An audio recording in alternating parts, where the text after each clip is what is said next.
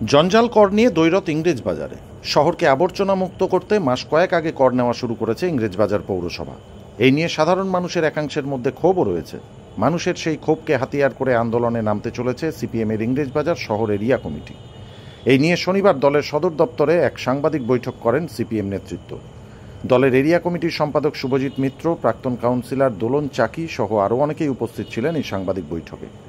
যদিও তৃণমূল পরিচালিত ইংরেজবাজার পৌরসভার চেয়ারম্যান কৃষ্ণেন্দু নারায়ণ চৌধুরী জানিয়েছেন, সিপিএম মিথ্যা কথা বলছে, জঞ্জাল কর নয়, জঞ্জাল সাফাই সার্ভিস চার্জ নেওয়া হচ্ছে, যা করেছেন ভারত সরকারের এক নির্দেশনামা অনুযায়ী। আমরা এই নাগরিকদের বিষয়ে পরিষ্কারভাবে মুখ্যমন্ত্রী, স্বয়ং মুখ্যমন্ত্রী যিনি বলেছেন, তাহলে তো দ্বিচারিতা করা হবে।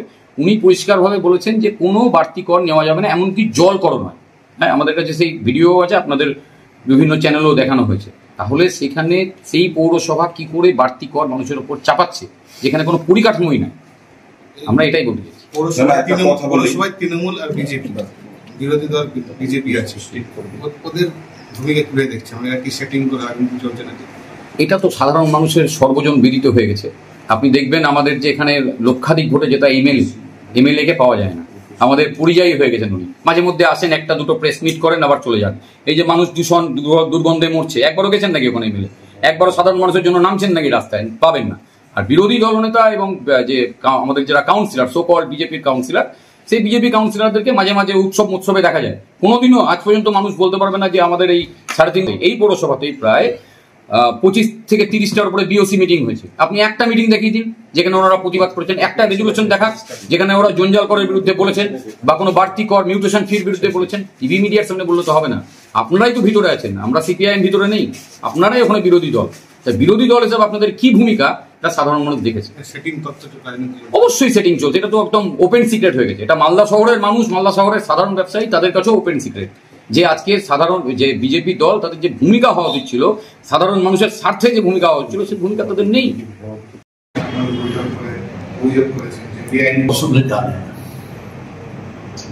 বলে আজকে জিরো হয়ে গেছে। জঞ্জাল ট্যাক্স নয়, এটা জঞ্জাল সার্ভিস চার্জ। তাহলে সার্ভিস স্বচ্ছ ভারত মিশন আরবান 20 স্বচ্ছ ভারত মিশন কায় দিল্লি, তারা আমাদেরকে নির্দেশ দিয়েছে। এই যে গেজেট করেছে, এটা দেখবেন হিন্দি আর ইংরেজি দুটো দিয়েছে।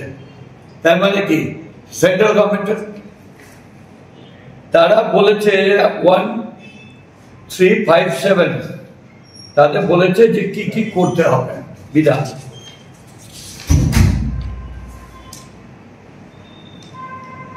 চারটাই বলেছে সম্পূর্ণ। তাহলে duty for state pollution control board, control committee, তারাও এটা দেখছে। এবার এটা অটোমেটিক আমাদের কাছে পাঠিয়েছে। আমাদেরকে রুলস ফ্রেম করতে বলেছে, আমরা বোর্ড অফ কাউন্সিলস এর রুল ফ্রেম করেছি। এর মধ্যে আমাদের এখানকার বিধায়ক শিরূপা মিত্র চৌধুরী, তিনি একটা বিধানসভায় কোশ্চেন করেছেন। কি লিখেছেন? ইংরেজবাজার পৌরসভা নাগরিকবৃন্দ জঞ্জাল সংগ্রহ করার জন্য পৌরসভাকে ইউজার্স ফি চার্জ দেওয়া শুরু করেছে, ট্যাক্স নয়। সত্যি হলে পৌরসভা কর্তৃক সংগ্রহ কি রাজ্য সরকারের অনুমোদিত? এটা তো রাজ্য সরকারের অনুমোদিত হয়ে করছি। এখানে একটা সংগঠন আছে, নিজেদেরকে বলে মালদার মোনাক। তার রুলস যদি দেখেন, ওদের তো প্রত্যেকটা মানে এনজিওতে একটা করে রুলস থাকে বা পেরিফেরি থাকে। আমি একদিন প্রশ্ন করছিলাম যে আপনারা সব ব্যাপারের মাধ্যমে মানেন, মানে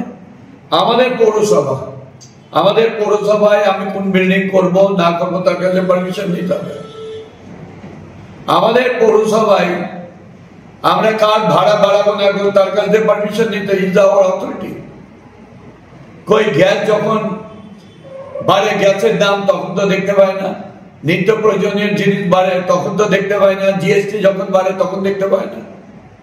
আর উল্টা পার্টিগুলোকে বলে, সিপিএম পার্টিকে বলছে, বিজেপি পার্টিকে বলছে তোমরা আন্দোলন করছো কেন? ইতিমধ্যে আমাদের চালু হয়ে গেছে, বাড়ির লোকরা ফ্রিতে 1 টাকা করে আমরা নিচ্ছি। কেবিলের চার্জ বেড়ে যাচ্ছে, কই তারা তো বলছে না। যে কেবিলের চার্জ বাড়ছে কেন, তাদের মুখ দেখে কোনো আওয়াজ নেই। নিত্য আরো অনেক কিছুর চার্জ বেড়েছে, গাড়ির দাম বেড়ে যাচ্ছে, বিভিন্ন সোনার দাম বেড়ে যাচ্ছে, ও যে জিনিসগুলো বিক্রি করছে তার দাম বেড়েছে, সেটা নিয়ে তো আওয়াজ হবে না। শুধু হচ্ছে এখানে আমি দায়িত্ব নিয়ে বলছি, মিউনিসিপ্যালিটিতে রাস্তায় নোংরা থাকে না, আর ম্যাক্সিমাম নোংরা করে ওদেরই কিছু লোক যারা পৌরসভায় দোকান করে, ঘাট ধরে দখল করে থাকে, এরিয়া দখল করে রাখে, রাস্তাতে বসে যায়, তারা নোংরা করে। ব্যুরো রিপোর্ট, সংবাদ বাংলা টিভি।